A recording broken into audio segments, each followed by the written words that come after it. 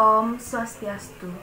Perkenalkan, nama saya Yuda Endayani, INPM 193312138, kelas D6 Akuntansi.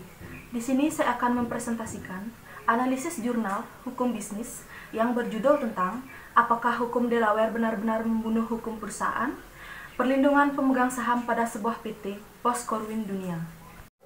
Corwin KKR adalah salah satu dari banyak kasus baru-baru ini yang bertujuan untuk mengurangi kesepakatan pajak dalam MA atau merger akuisiasi yang diwakili oleh litigasi tanpa dasar.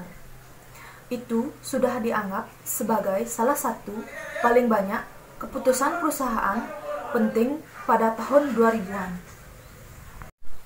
Dalam hukum Delaware, penggabungan perusahaan tidak akan membuarkan perusahaan yang ingin bergabung, akan tetapi tetap berstatus dalam keanggotaan dalam hukum Delaware. Tetapi sebaliknya, dalam hukum perusahaan, bila suatu perusahaan ingin bergabung dengan perusahaan lain, maka perusahaan yang ingin bergabung akan dibubarkan dan akan berganti nama dengan perusahaan yang ingin dimasuki.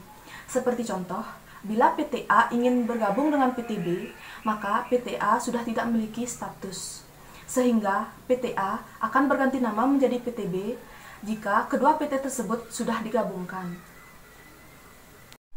Dalam hukum Delaware, bila suatu permasalahan dalam suatu perusahaan yang tergabung akan diselesaikan oleh Mahkamah Agung Delaware, yang selanjutnya putusan-putusan tersebut akan disetujui oleh voting oleh pemegang saham tiap-tiap perusahaan. Vote terbanyak yang dipilih adalah putusan yang menguntungkan bagi para pemegang saham tiap-tiap perusahaan. Hasil putusannya akan berasal dari Dewan Hakim yang berasaskan pada perundang-undangan yang akan diterima oleh semua pihak.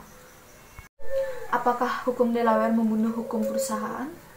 Ya, karena putusan pengadilan Delaware berasal dari banyaknya vote yang dipilih oleh para pemegang saham suatu perusahaan. Masing-masing anggota yang selanjutnya putusan tersebut akan disahkan oleh hakim pengadilan. Berbeda dengan hukum perusahaan yang dasar hukumnya berasal dari perundang-undangan.